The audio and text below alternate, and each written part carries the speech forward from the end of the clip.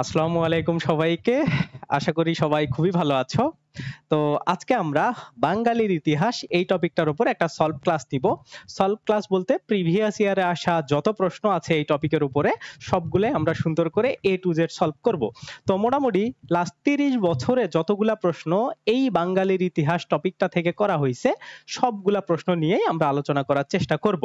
তো আমরা এক এক করে সবগুলা সলভ করব এবং বিস্তারিত কিভাবে হইলো এক্সপ্লেইন সহকারে প্রশ্নগুলা নিয়ে আলোচনা করব। তো তোমরা যদি প্রথমে দেখো যে কি প্রশ্ন আছে বা এই জায়গাতে যে প্রশ্নগুলা আসবে সেই প্রশ্নগুলা মেইনলি যে কোনো পরীক্ষাতে আসা প্রশ্ন, সেগুলা হইতে পারে যে কোনো জব এক্সাম, যে কোনো ইউনিভার্সিটি এক্সাম বা বিসিএস বা ব্যাংকে আসা প্রশ্ন। তো একটা জিনিস মাথায় রাখবা যে অ্যাডমিশন প্রিপারেশন নাও বা যে কোনো জায়গা থেকেই তুমি প্রিপারেশন নাও, যে কোনো পরীক্ষাতে আসা যত বেশি তুমি প্রশ্ন সলভ করতে পারবা তত বেশি তোমার কমন পাওয়ার চান্স থাকবে, ঠিক আছে? বা তত বেশি একটা টপিক তোমার ভালোভাবে ক্লিয়ার হবে। তো এজন্য এরকম ভাইবো না যে তুমি ইউনিভার্সিটিতে পরীক্ষা দিবা, তুমি জবের প্রশ্নগুলো সলভ করবা না, ঠিক আছে? তো এজন্য সব প্রশ্নই তোমাকে মোটামুটি সলভ করা লাগবে একটা স্পেসিফিক টপিকের বা তুমি যে টপিকটা পড়বা। তো আজকে আমরা সেই জিনিসটাই করব যে বাঙালির ইতিহাস থেকে বিগত ৩০ বছরে আসা যত প্রশ্ন ছিল সবগুলাকে সুন্দর করে পড়ার ট্রাই করব। এবং এইটা যেহেতু সাধারণ জ্ঞানের ক্লাস এবং সাধারণ জ্ঞানের বাংলাদেশ অংশ, যেটা তোমাদের পরীক্ষার জন্য খুব ইম্পর্টেন্ট, এবং এইগুলা যত বেশি তথ্য দিয়ে তোমাদেরকে বোঝানো যায় সেগুলাই আমি করার ট্রাই করব। তো দেখো ১ নম্বর প্রশ্নটা কি আছে যে ইতিহাসের উৎস ৯ কোনটি, ঠিক আছে?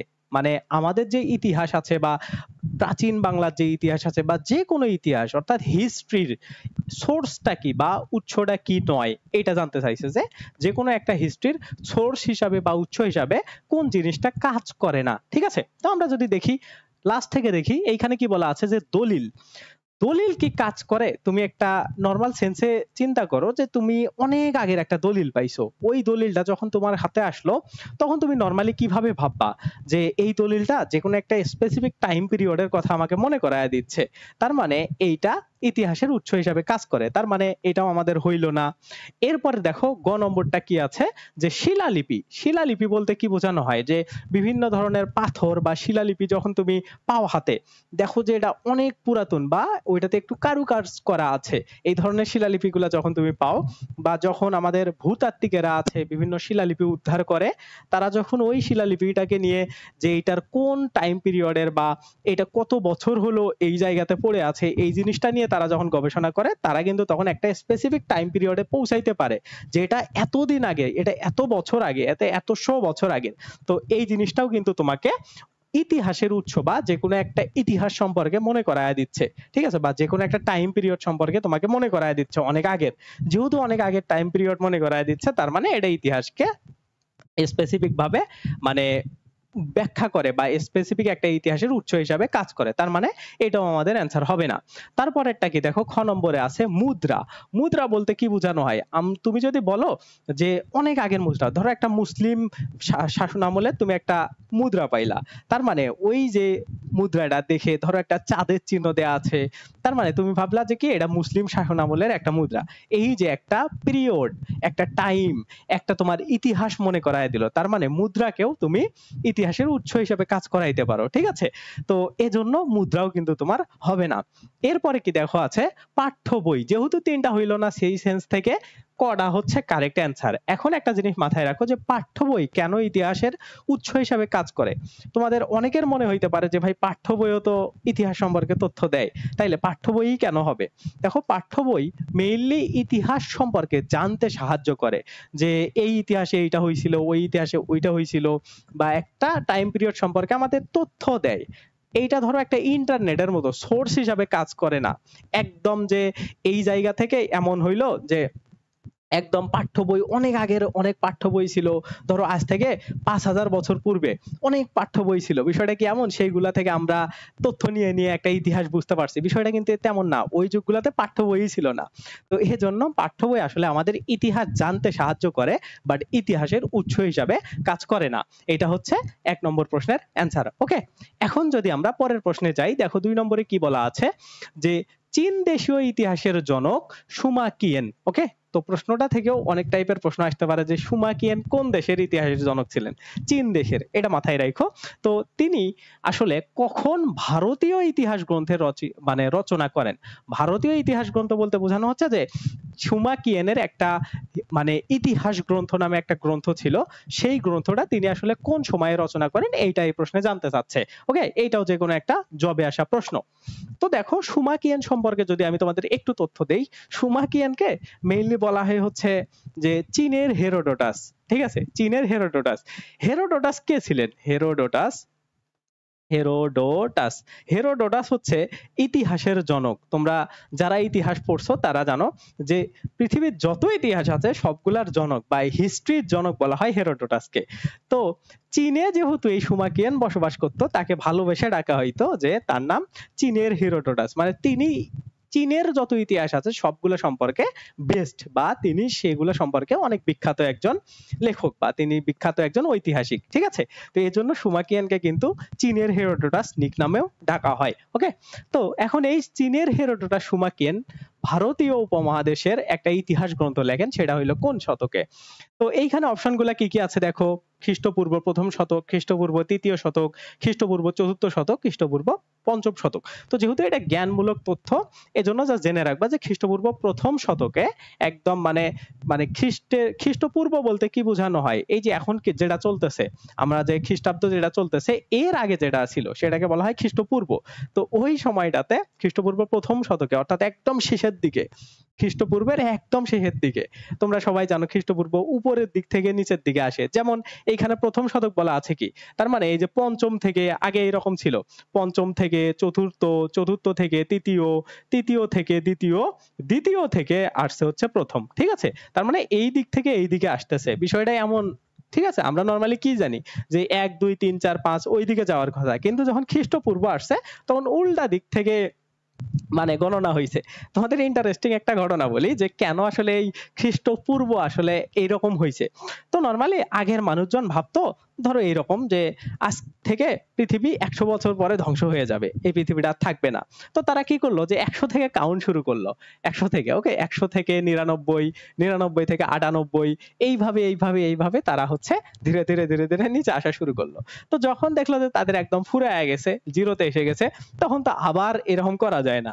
তো তারা তখন এই যে খ্রিস্টপূর্ব সিস্টেমটা বাদ দিয়ে খ্রিস্টাব্দ, যে এখন 1 থেকে আমরা উপরের দিকে যাব, যতদিন চলতে থাকে চলুক। ওকে, এই জন্য কিন্তু খ্রিস্টপূর্বর ইতিহাসটা চলে আসছে। ওকে, তো 2 নম্বর প্রশ্নের অ্যান্সার হচ্ছে প্রথম শতকে। ঠিক আছে, এখন যদি আমরা পরবর্তী প্রশ্নটা দেখি, পরবর্তী প্রশ্নটা কি দেখো, রিয়াজ আস সালাতিন।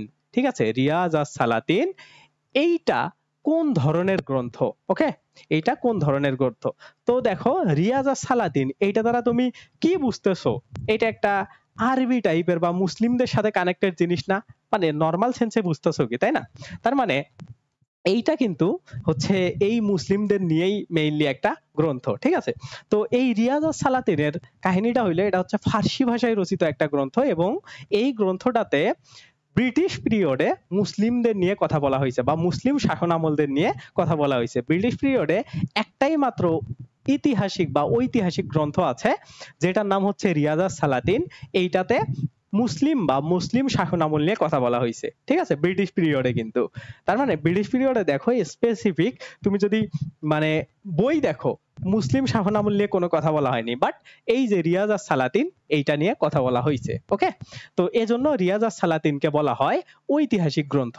ওকে, কারণ এটা মুসলিমদের ইতিহাস বা মুসলিম শাসন আমলের ইতিহাস নিয়ে কথা বলা এই জায়গাতে হয়েছিল। ওকে, এর পরবর্তী প্রশ্ন দেখো, 4 নম্বরটা কি বলা আছে, রাজত রঙ্গিনী ইতিহাস গ্রন্থের রচয়িতা কে? এটা একটা জবের প্রশ্ন।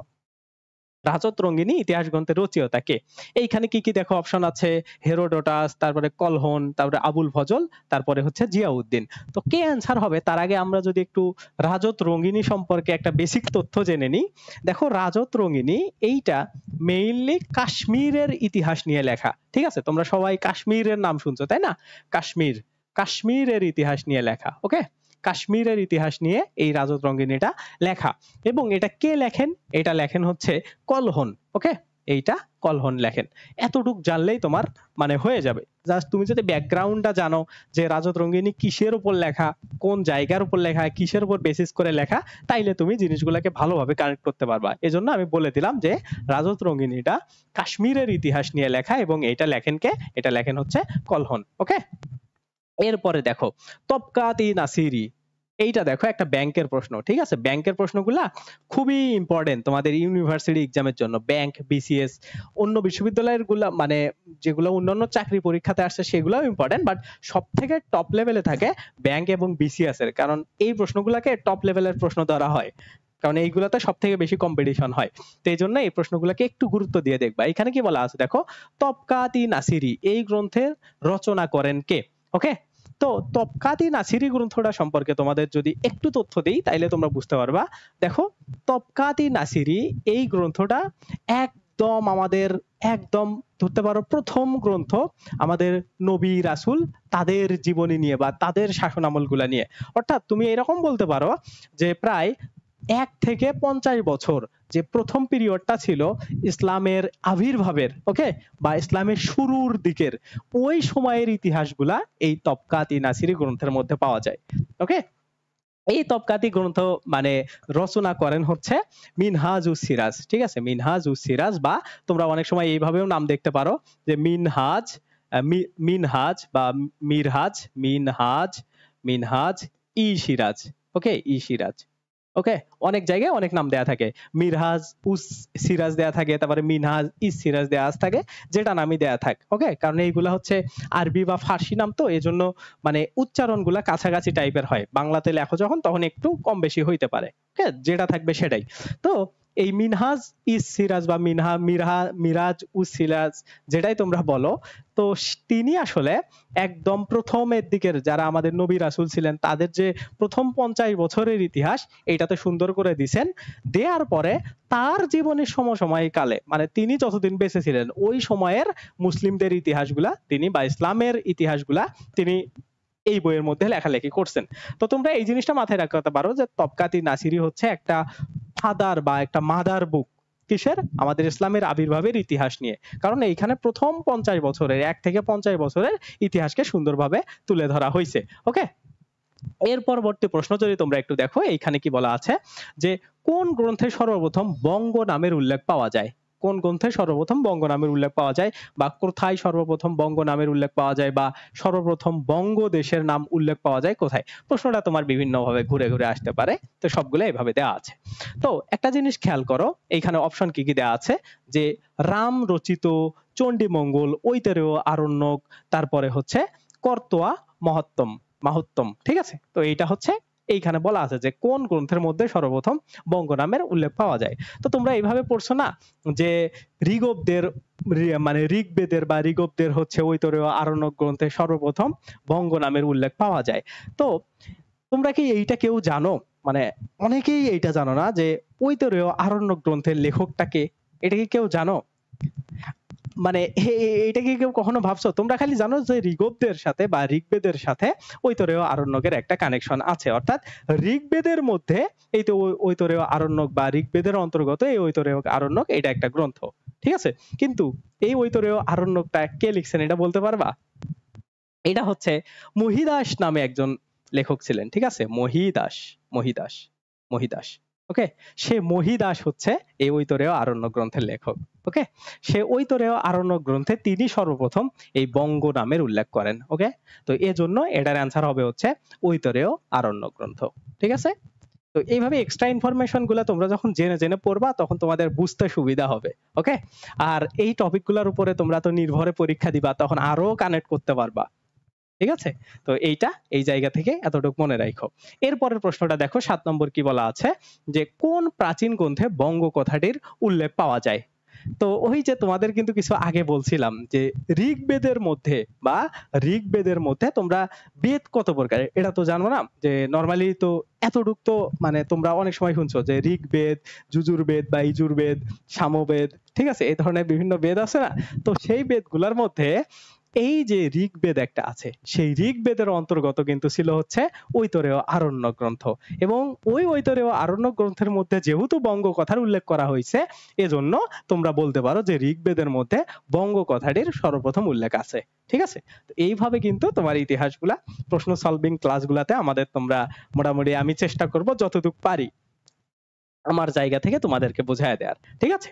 এরপরের কোশ্চেনটা দেখো কি বলা আছে, যে নিচের কোন গ্রন্থে দেশবাচক বাংলা শব্দ সর্বপ্রথম ব্যবহৃত হয়? মানে কি বলছে, দেশবাচক বাংলা শব্দ মানে ওই যে তোমরা তো বানান অনেক সময় এইভাবে থাকতে পারে যে বাংলা, ঠিক আছে, এইভাবে থাকতে পারে, দাঁড়াও, অনেক সময় বাংলা লেখাটা বাংলা এইভাবেও থাকতে পারে।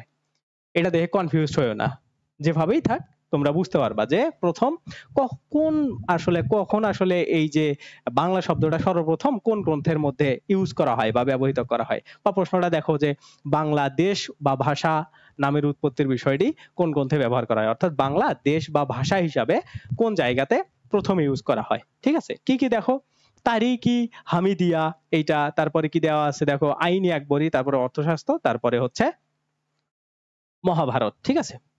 তো তোমরা আবুল ফজলের লেখা, ঠিক আছে, কার লেখা, আবুল ফজলের লেখা আইনি আকবরী গ্রন্থটা সম্পর্কে জানো। সেই আইনি আকবরী গ্রন্থেই কিন্তু সর্বপ্রথম বাংলা নামের উল্লেখটা করা হয়। ঠিক আছে? তো এইটার হচ্ছে একটা মানে সুন্দর ইতিহাস আছে।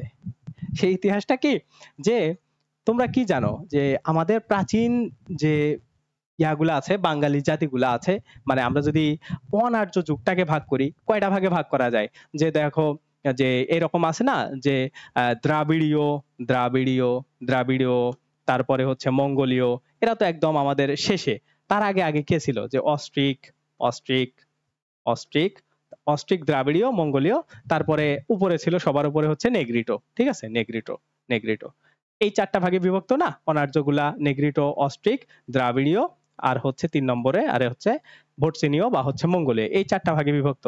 তো এই বাংলা শব্দটার ইতিহাসটা কেমন তোমরা সবাই কি জানো, যে অস্ট্রিকেরা নেগ্রিটোদের উৎখাত করে বাংলা থেকে, করে তারা একটা আধিপত্য বিস্তার করে বাংলায়। তার ওই সমসাময়িক সময়ে এই দ্রাবিড়ীয়রা এসে অস্ট্রিকদের সাথে মিশে যায়। তো অস্ট্রিকরা পেশায় কি ছিল, জেলে জাতি ছিল, তাই না?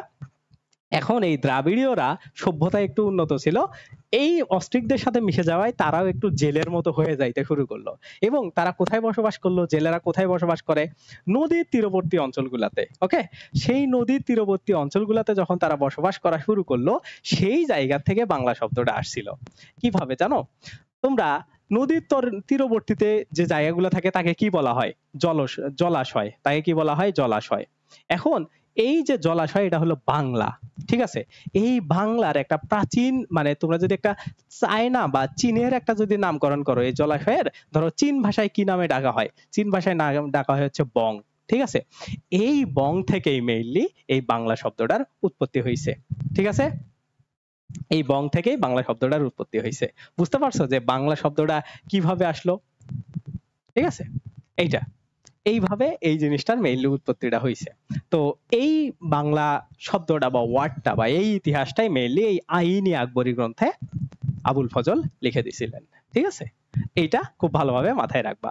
এরপরের কোশ্চেনটা দেখো, 9 নম্বর কি বলা আছে, যে আইনি আকবরী গ্রন্থটি রচয়িতা কে? তো আমরা কিছুক্ষণ আগেই দেখলাম এটা রচয়িতা হচ্ছে আবুল ফজল। কে? আবুল ফজল। ওকে, এরপরের কোশ্চেনটা যদি আমরা একটু দেখি, এইখানে কি বলা আছে, আকবরনামা গ্রন্থের লেখক কে? কি বলা আছে, আকবরনামা গ্রন্থের লেখক কে?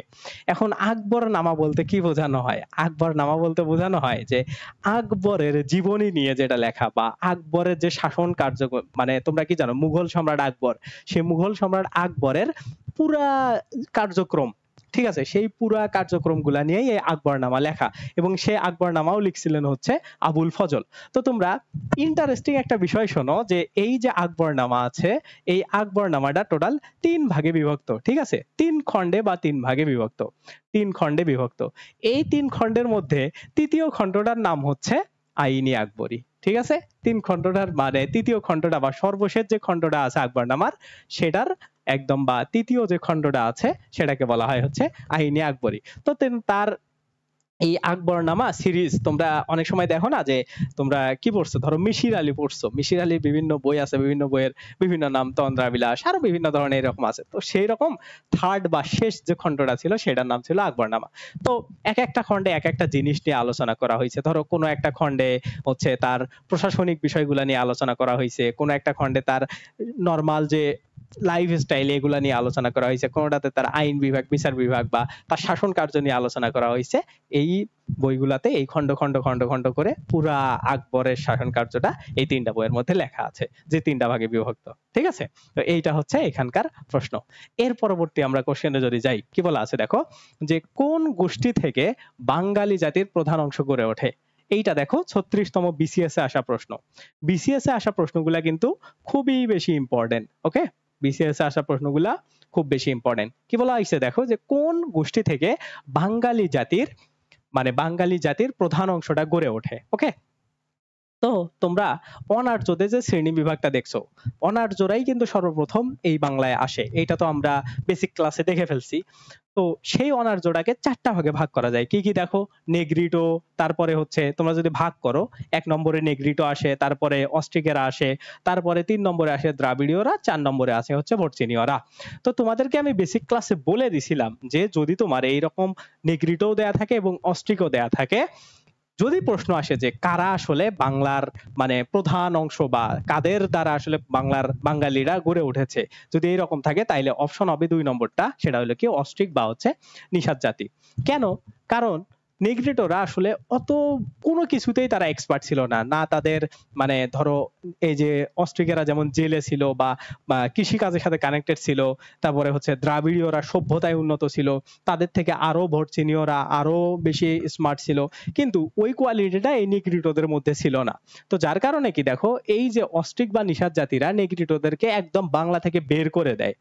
যেহেতু বের করে দেয় এবং তাদের সময়কালটা খুবই কম ছিল, যার কারণে অ্যান্সার কিন্তু এই যে অস্ট্রিকদের হবে। অর্থাৎ এই অস্ট্রিকদের থেকেই আমরা আমাদের মেইন অংশটা বা অস্ট্রিক যে জাতিটা আছে, এই জাতিটা থেকে আমাদের বাঙালি জাতির উৎপত্তিটা হয়েছে। ঠিক আছে, যার কারণে কিন্তু অস্ট্রিক বা নিষাদ জাতিটা অ্যান্সার হয়। ওকে, এর পরবর্তী প্রশ্ন দেখো কি বলা আছে, যে নৃতাত্ত্বিক ভাবে বাংলাদেশের মানুষ প্রধানত কোন নরগোষ্ঠীর অন্তর্গত। ঠিক আছে, কোন নরগোষ্ঠীর অন্তর্গত, কি কি আছে দেখো। এই যে ঘ নম্বরে কি আছে, আদি অস্ট্রেলীয় বা হচ্ছে অস্ট্রিক। ঠিক আছে, আমরা কি জানি অস্ট্রিক থেকেই আসছে, আমরা আগের প্রশ্নটাতে দেখলাম না যে অস্ট্রিক বা নিষাদ জাতি থেকে বাঙালি জাতির উৎপত্তি হয়েছে, তো সেই প্রশ্নটাই একটু ঘুরায় পেঁচায় এখানে করা হয়েছে। তো একই ইতিহাস, তো এই জন্য এই অস্ট্রিকদেরকে আদি অস্ট্রেলিয়য়েড বলা হয়। ঠিক আছে, একই জিনিস একই জিনিস দুইটা নামে ডাকা হয়, এটাই আর কি। ওকে, এরপরে কোশ্চেন দেখো, বাংলার আদি জনপদের আদিবাসীরা কোন জাতির অন্তর্গত বা কোন জাতির মধ্যে তারা বসে। কি কি আসে দেখো, বাঙালি, তারপরে কি দেখো আর্য, তারপরে নিষাদ বা অস্ট্রিক, তারপরে হচ্ছে আলপাইন। তো আমরা সবাই কি জানি নিষাদ বা অস্ট্রিক, তার মানে এটা হচ্ছে এখানকার কারেক্ট অ্যান্সার। নিষাদ বা অস্ট্রিক জাতি থেকে বাঙালি জাতির উৎপত্তি হয়েছে। ঠিক আছে, একটা প্রশ্নই 3 ভাবে আসছে। এখন প্রশ্ন দেখো, আজকের লাস্ট প্রশ্ন, যে বাংলাদেশের প্রাচীন জাতি কোনটি। ঠিক আছে, তো সেমি টাইপের কোশ্চেন হইলো, বাট এইখানে একটু ট্রিক আছে। সেই ট্রিকটা কি দেখো, এইখানে কি বলা আছে, আর্য, মঙ্গোলীয়, পুন্ড্র, দ্রাবিড়ীয়। পুন্ড্র তো আমাদের জাতির মধ্যেই পড়ে না, তার কারণে এটা বাদ। তার মানে আমাদের এ, ক, খ অথবা ঘ, এই চারটার মধ্যে একটা হবে। তো তোমরা কি জানো যে বাঙালি জাতিগুলাকে 2 ভাগে ভাগ করা হয়, একটা অনার্য আর একটা হচ্ছে আর্য। ওকে, তো আর্যরা তো হচ্ছে কোন সময়ে আসে, যে এই দেখো 1500 থেকে প্রথম শতক পর্যন্ত। প্রথম শতক এটা হচ্ছে খ্রিস্টপূর্ব এই টাইমটাতে তারা তো আসে, তাই না, আর্যরা। টাইম পিরিয়ডটা যদি তুমি একটু খেয়াল করো, আর এই দিকে বাকি যারা যারা আছে, মঙ্গোলীয়, দ্রাবিড়ীয়, তারপরে অস্ট্রিক, ওকে, অস্ট্রিক, তারপরে হচ্ছে নেগ্রিটো, এরা কোন সময়টাতে আসে, এই যে 1500-এর আগে থেকে, 1500-এর আগে থেকে প্রায় 5-6 হাজার বছর পূর্ব পর্যন্ত। ওকে, তার মানে 5-6 হাজার থেকে 1500 এই জায়গাতে অনার্য।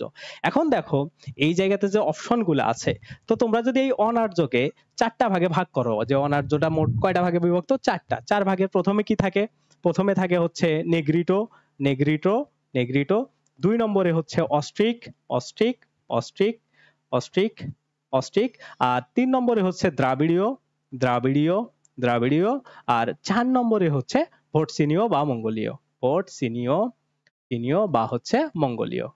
মঙ্গোলীয়। ঠিক আছে, তো এইখানে কি দেখো, অপশনে যেহেতু নেগ্রিটো কিংবা অস্ট্রিক দেয়া নেই, ঠিক আছে, প্রশ্ন হিসাবে সবার অ্যান্সার হওয়ার কোনটা কথা, অস্ট্রিক, যেগুলো আমরা আগে দেখলাম, বাট এইখানে অস্ট্রিক অপশনেই নাই। অস্ট্রিক বা নিষাদ জাতি বা আদি অস্ট্রের যেটাই তুমি বলো, এটা অপশনে নাই। তার মানে এটার অ্যান্সার কি হবে, দ্রাবিড়ীয়। কারণ এই যে 2 এর পরে 3, এই অস্ট্রিকদের পরেই দ্রাবিড়ীয়রা আসে, যার কারণে এটার অ্যান্সার হবে হচ্ছে দ্রাবিড়ীয়। ঠিক আছে, বুঝতে পারছো বিষয়টা? বোঝা গেছে? এইটাই। তো এইটাই হচ্ছে এখানকার প্রশ্ন। ওকে, তো আজকের আমাদের প্রথম সলভ ক্লাস, আমাদের প্রথম টপিকের জিকের শেষ হয়ে গেল। এবং তোমরা আমাদের নির্ভর ওয়েবসাইটটাতে গেলে এই টপিকটার উপরে বিগত সালে আসা যত প্রশ্ন আছে, ঠিক আছে, সেগুলোর উপর পরীক্ষা দিতে পারবা। বিষয়টা কেমন, যে ধরো এই যে টপিকটা আমি তোমাদেরকে যে 14টা প্রশ্ন সলভ করাইলাম, এই 14টা প্রশ্নই তোমার কাছে চলে আসবে। ঠিক আছে, কারণ এই 14টার বাইরে লাস্ট 30 বছরে কোনো জায়গাতে প্রশ্ন আসে নাই, কারণ ছোট টপিক, বড় টপিক গুলাতে আরো বড় হবে। তো আমাদের নির্ভর.নেট, NIRVOR, নির্ভর.নেট, এটা হচ্ছে একটা ওয়েবসাইট যেটা আমরা প্রত্যেকটা টপিক বেস তুমি পরীক্ষা দিতে পারবা।